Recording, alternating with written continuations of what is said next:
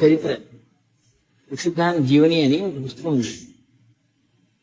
సూర్య సిద్ధాంత ప్రణీత మహర్షి విశుద్ధానంద అని ఒక పుస్తకం ఉంది. ఆయన గోపినాథ్ కవిరాజు రాసు. దాంట్లో ఒక ఘట్టం లోపల ఏమిటంటే ఈయన హిమాలయాల నుంచి విశుద్ధానంద వస్తాడు. వస్తే సడన్ గా మిలిటరీ వాళ్ళు కలుస్తారు. హిమాలయాన్ని చూస్తున్నప్పుడు కలిస్తే మిలిటరీ వాళ్ళు విశుద్ధానంద ఏమంటారంటే, क्या साधु महाराज ये सब साधु का वेश ढाल के किसके लिए, देखो हम देश की रक्षा कर रहे हैं, तुम क्या कर सकते हैं. हमारे पास गन है, हमारे गन ఉంది. ఇప్పుడు ఒకవేళ నేను నీ మీదనే గన్ పెట్టి పాకిస్తాన్ కొట్టేసి నాకు నువ్వేం చేయగలుగుతావు అంటే इस गर्व पे मत रहो कि हम कुछ नहीं कर रहे हैं. आओ मैं तुम्हें बुलाता हूँ, आओ मैं तुम्हें बताता हूँ. ఒక 22 మంది మిలిటరీ వాళ్ళు ఉంటారు. ఆ ఫోటోతో సహా తీసింది. అక్కడే ఒక చిన్న కట్టె పడి ఉంటే కట్టె తీసుకొని ఆ కట్టెకి దారం చుట్టారు బాణం మీద చుట్టేసి ఆ కట్టెతోటి ఒక బెత్తంతో ఒక తీరు తయారు చేస్తాడు. బాణం దాన్ని తయారు చేస్తుంది, ధనుస్సు బాణం చేసేసి తన సురసిద్ధాంతంతో ఆ బాణం లోపల ప్రాణప్రతిష్ఠ చేస్తాడు. ముందర వటవృక్షం ఉంటుంది పెద్దది.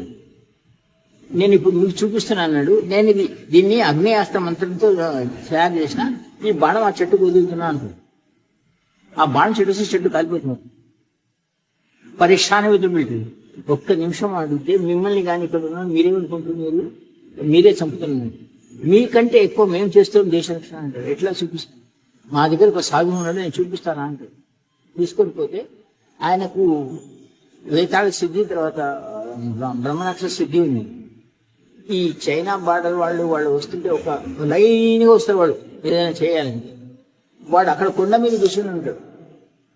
ఆయన పేరు బాబా కరపరారెడ్డి. మీకు కూడా రోహితాంగ్ బైపాస్ అని ఉంది మన దగ్గర. అంటే అక్కడ 3 వస్తాయి, ఒక పాకిస్తాన్ బార్డర్, ఒక చైనా బార్డర్, మన బార్డర్.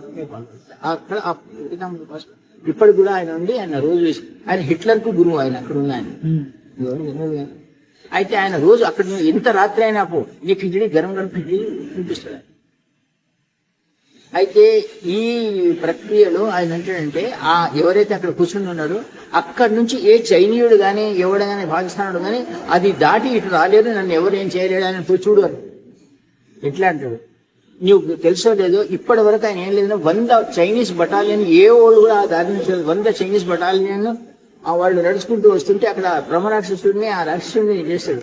అరే అది అచ్చా ఆహారం మిలగానే 1000 మంది బటాలియన్ పిస్తోల్తో సహా చేస్తాడు. ఆ దారితో రాళ్ళు చైనీస్. ఇది ఎంతమందికి తెలుసు? హిట్లర్ కు గురువు రోహితాంగ్ పాస్ లో ఉన్న గురువు అని ఎంతమందికి తెలుసు? చచ్చిపోయేటప్పుడు ఒక శిష్యుడు పంపి తన కింద బంకర్లో దాగినప్పుడు నువ్వు ఆయన దగ్గర పోయి నన్ను బతికించమని ప్రార్థన చేయడం. ఎందుకు స్వస్తిక్ ఉల్టా స్వస్తిక్ గుర్తుంది జర్మనీకి హిట్లర్ దాంట్లో ఆయన ఇచ్చిన గుర్తు. గురువు పుస్తకం రాశాను. रोहितांग के पास का वीरपानंद जी बोलते रोहितांग पास बोल के है, जहाँ China border, Pakistan border, Nepal border, India border, वहां से कोई चाइना वाला कोई भी इधर नहीं आ सकता. वहां उतना रोक ఈరోజు దొరికింది ఒకటే ఆహారంలో కూడా 1000 మంది బటాలియన్ ఉంటే 1000 మంది బటాలియన్ తినేసి మంచిగా అని కూర్చుంటారు. అక్కడ ఆయన సృష్టి చేసి పెట్టింది. ఇది ఎవరికి ఎంతమందికి తెలుసు? లేకుంటే ఇప్పుడు పాకిస్తాన్ మన భారతదేశానికి ఎన్ని ఎట్లా పోయేవారు? ఈ రక్ష మేము చేస్తున్నది జరిగిందంటే మిలిటరీ వాళ్ళు అందరూ కాళ్ళముక్కులు చూద్దాం. ఆగ్నేయాస్త్రం చూసేసి నేను అనవసరంగా మీ మాటల్లో వచ్చి ఆ చెట్టును కాల్ చేసిన. ఇప్పుడు చూడు వరణాస్త్రం వదులుతున్నాను, నీళ్ళాస్త్రం వదిలేసి ఆ ఖాళీ చెట్టును ఆపుతాడు. ఇది వాస్తవంగా పుస్తకం రాసింది కనుక ఆగ్నేయాస్త్రం నేర్చుకున్నాను. ఈసారి ఇచ్చిన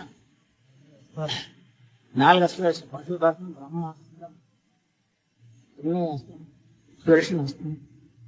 గ్రహణంలో చేయమని 100 సార్లు ఎన్నడూ ఇవ్వలేదు.